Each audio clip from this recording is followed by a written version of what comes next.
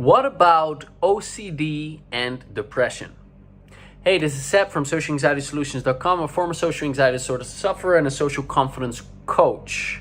And I got a question that goes something along the lines of, it goes exactly like, can you please make a video about OCD, obsessive compulsive disorder, and depression as well? Social anxiety roots other mental disorders. Yes, this is the video, okay? And you're not gonna like it too much because I wanna be very clear. I'm a personal coach. That's first. I'm not a therapist. I'm a personal coach. I've had a lot of therapy. I've studied a lot of therapy. I've read a lot of books, and I've got a lot of experience as a coach, over 5,000 coaching hours solely working with people with social anxiety. But I'm not a therapist. And when you have OCD or when you have depression, you need to work with a therapist for sure. That's the first thing I'm going to say. That's what I'm going to open with. It's probably something that people with OCD and depression already don't like hearing because there's this whole stupid stigma on therapy. But when you get a great therapist, oh man, that's life transforming. That's supportive. That's someone on your team, someone in your corner, someone who can help you move through the crap. Very, very recommended. You know, you gotta find a good one. There's some video on my channel where I talk about how to find a good one. There's a video on my channel on the benefits of working with a great therapist. There's a podcast about it. You know, lots of information there already, so I won't elaborate there. So let's talk a little bit about OCD and depression. So yes, there are secondary disorders to social anxiety, but I only specialize in social anxiety. I don't specialize in OCD, I don't specialize in depression, so I cannot really share how to overcome that. It's a whole problem in and of itself. And right now, if someone were to come to me for coaching and we do an intro chat and it turns out that they have medium to severe depression or obsessive compulsive disorder, I will simply say, you know, I'm really sorry that you're dealing with that. And unfortunately, that's not something I specialize in, and therefore it's not something I can help you with. So I recommend reaching out to someone who does specialize in that, because then you can get the right help for it. And yes, social anxiety might also be a big compounding problem that you have, but you need to deal with these other ones first before I can help you, right? And that is because it's like these other problems are likely to be the bigger one. And if you just work on the social anxiety, the other stuff might reduce a little bit, but the others need to be addressed properly.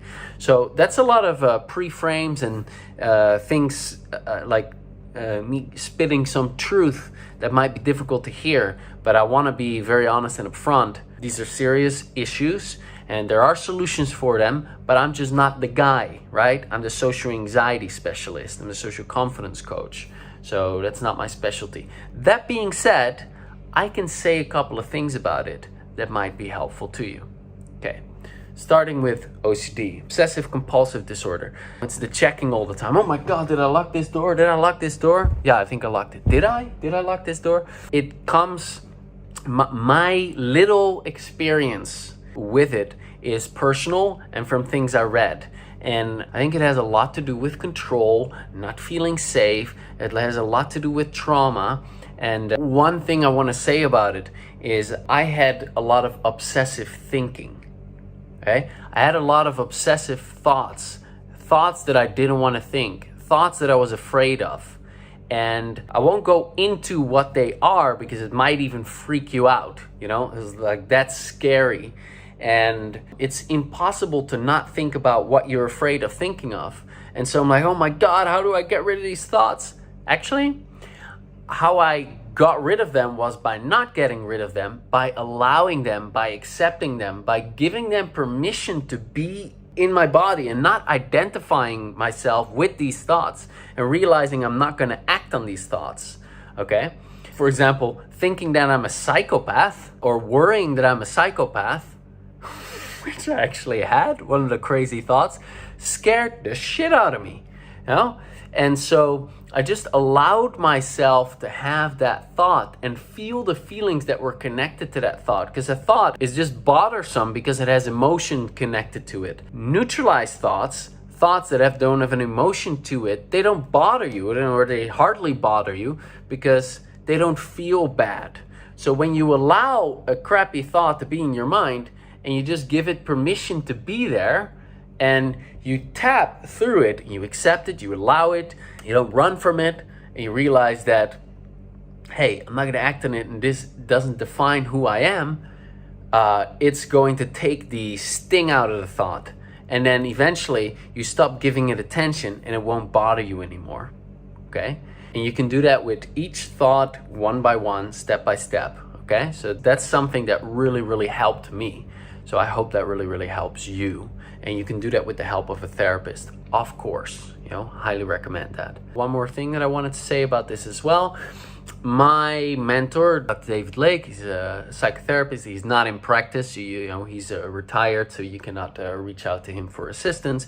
But he described to me that he worked with a client who had severe OCD, and I think she was checking like all of the locks 40, 50 times before she was able to leave the house. He told his clients to just start adding the tapping to whenever she was doing all of the checking of the house, which would take her like half an hour or something. So just to add tapping whenever the problem shows up. Don't change anything else. And she did that, and that like reduced her problem with 50% over maybe 3 weeks of tapping.